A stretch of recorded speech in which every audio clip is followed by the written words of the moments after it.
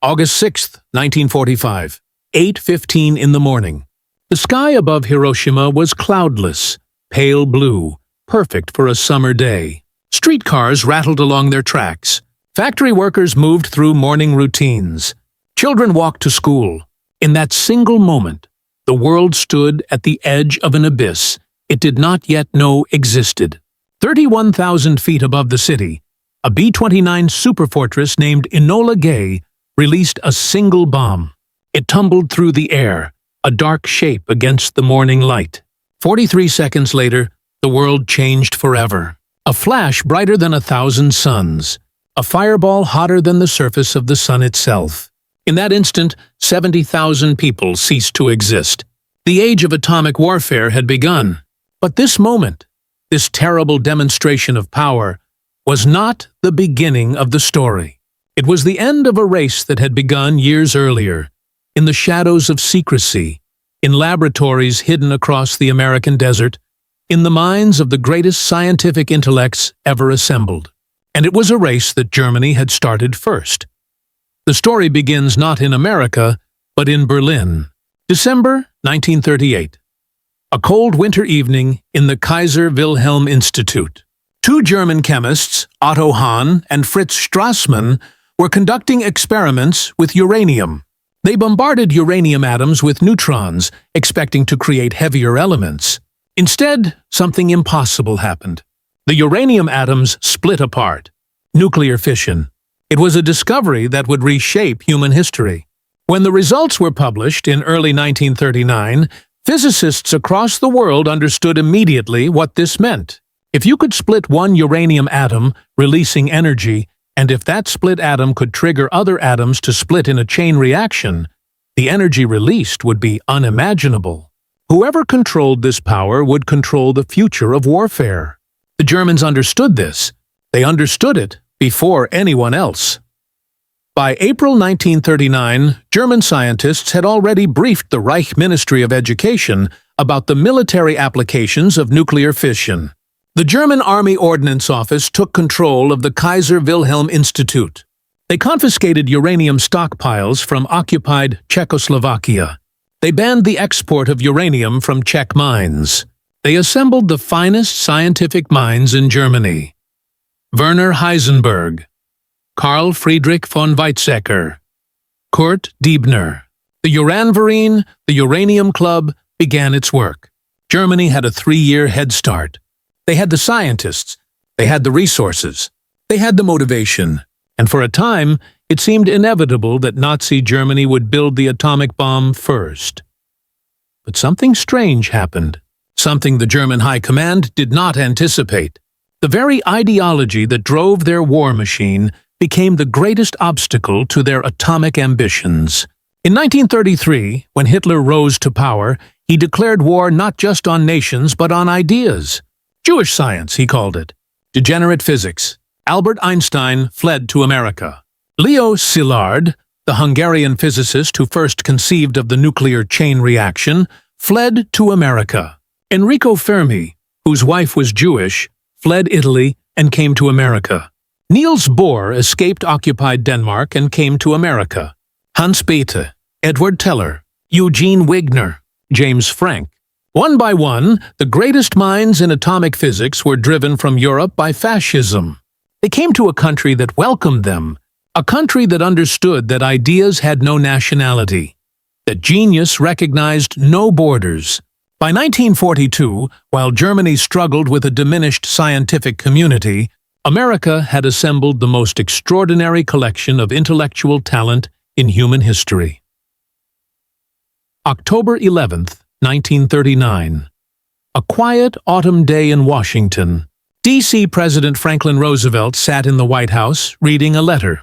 It was not a long letter, just one page, but the words carried a weight that would reshape the war. The letter came from Albert Einstein, the most famous scientist in the world, a German Jew who had fled to America 6 years earlier. Some recent work by E. Fermi and L. Szilard, Einstein wrote, leads me to expect that the element uranium may be turned into a new and important source of energy in the immediate future. This new phenomenon would also lead to the construction of bombs, and it is conceivable that extremely powerful bombs of a new type may thus be constructed. Roosevelt understood immediately. If Einstein was worried, the threat was real. Within weeks, the Advisory Committee on Uranium was formed. It was a modest beginning, just $6,000 in initial funding. But it was a beginning. For 2 years, the work proceeded slowly. Research scattered across university laboratories: Columbia University, University of Chicago, University of California, Berkeley. Then December 7, 1941, Pearl Harbor. America entered the war. Everything changed. The theoretical became urgent. The impossible became necessary.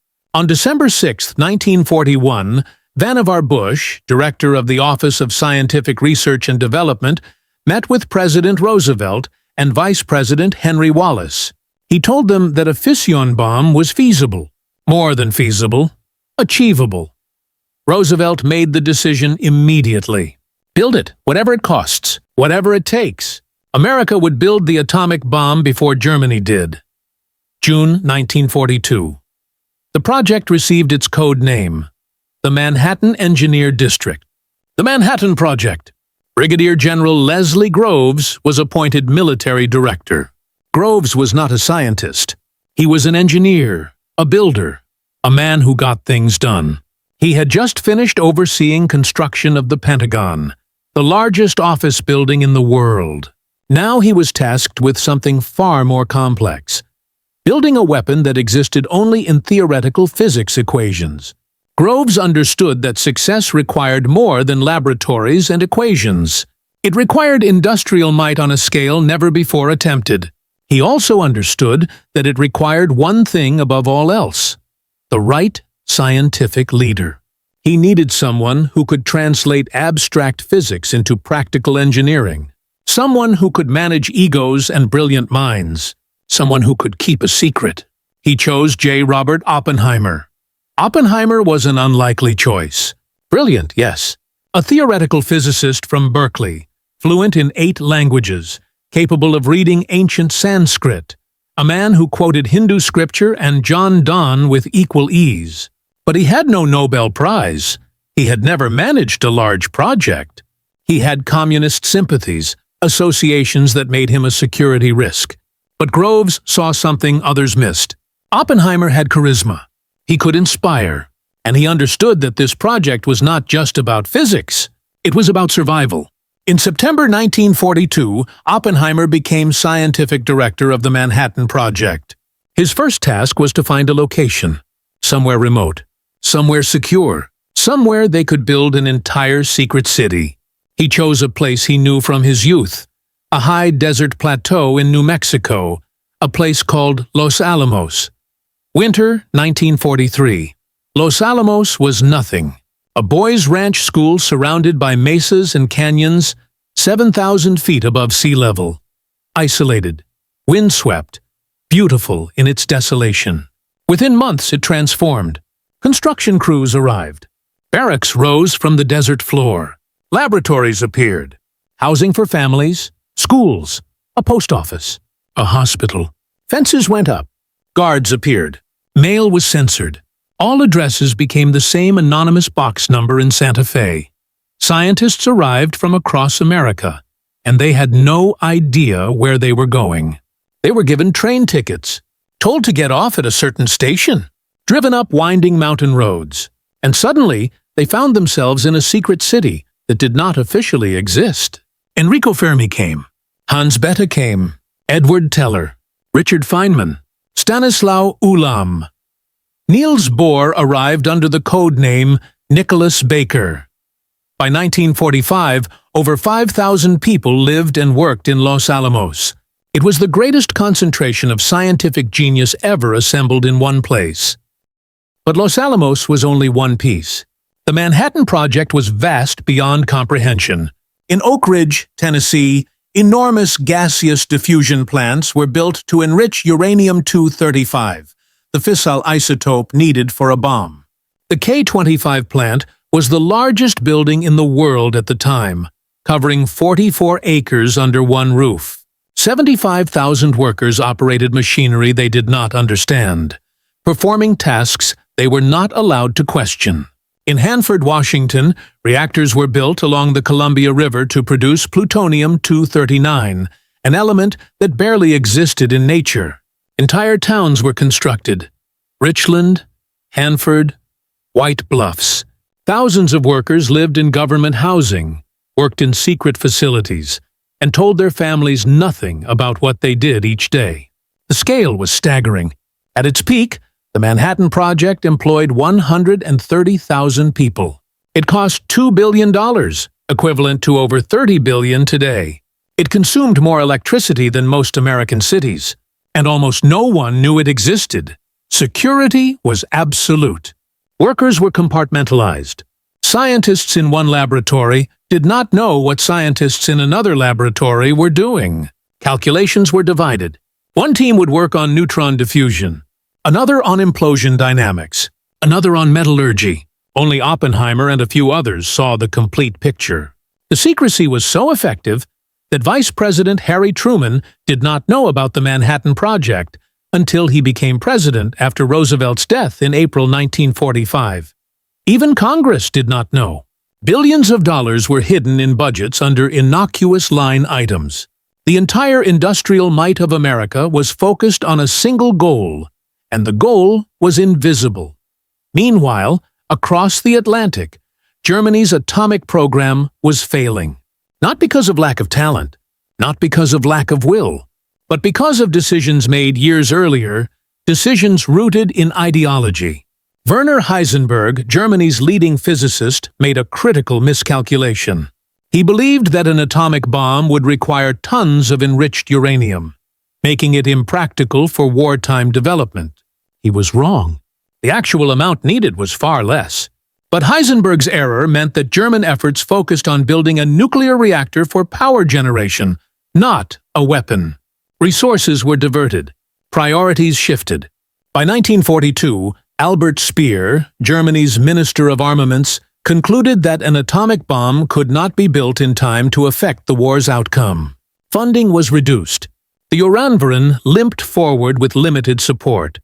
There were other failures too.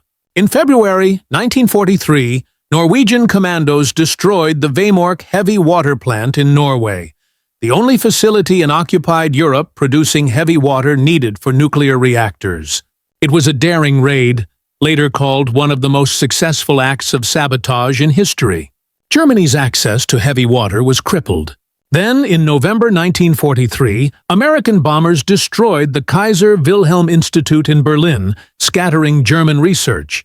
By 1944, Germany's atomic program was in disarray. Scientists were conscripted into the regular army. Laboratories were evacuated ahead of Allied advances.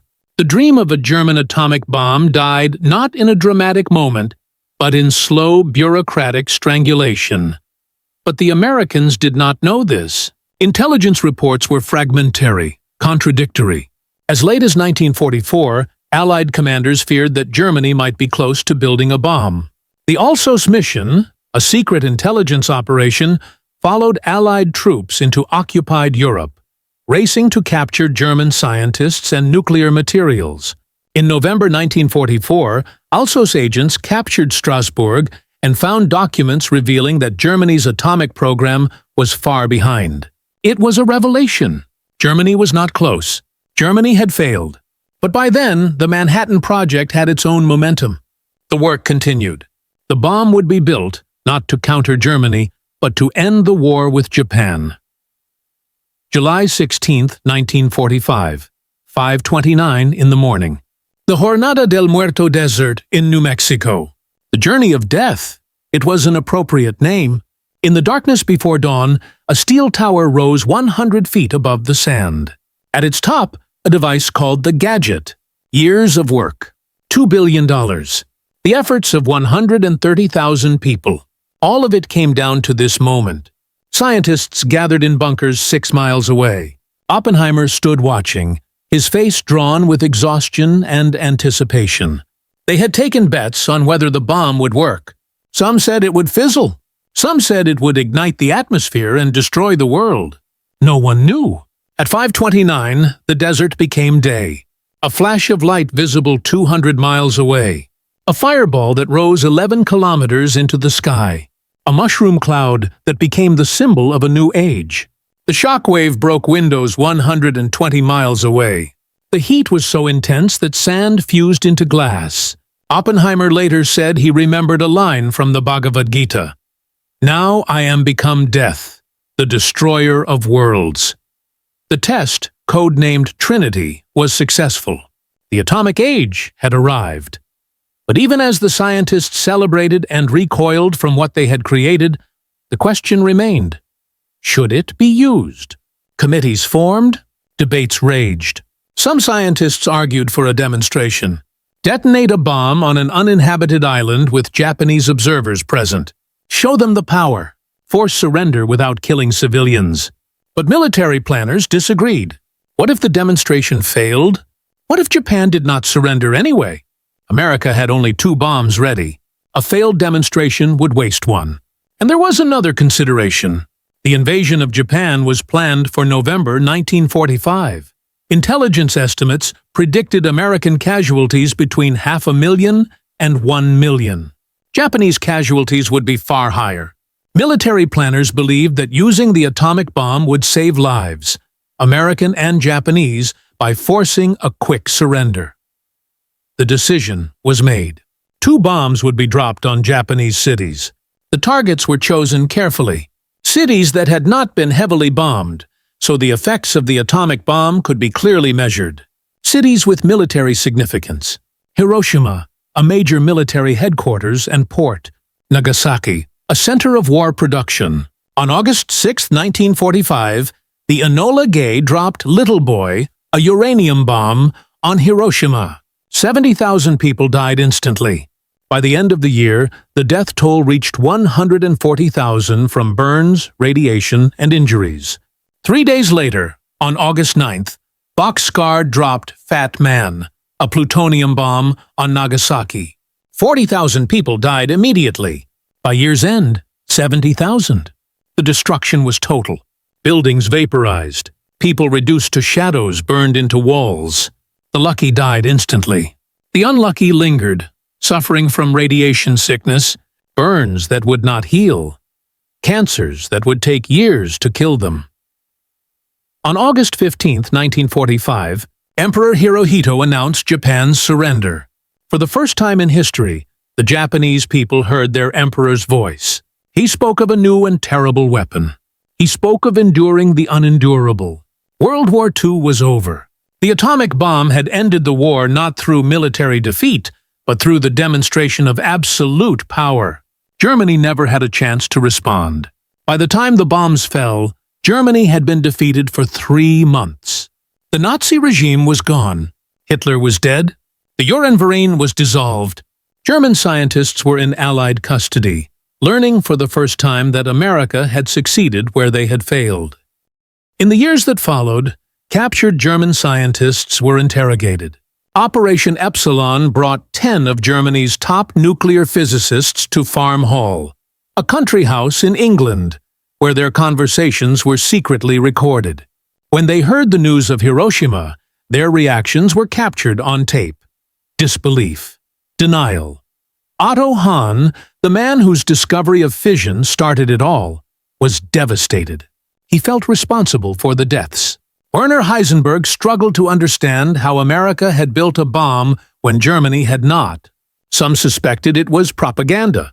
Others tried to calculate how it could have been done. Slowly, the truth became clear. America had succeeded not just because of scientific brilliance, but because of industrial capacity, because of resources, because of organization on a scale Germany could never match, and because America had welcomed the very scientists that Germany had expelled. The Manhattan Project was more than a weapons program. It was a demonstration of American power, not just military but industrial, organizational, and ideological.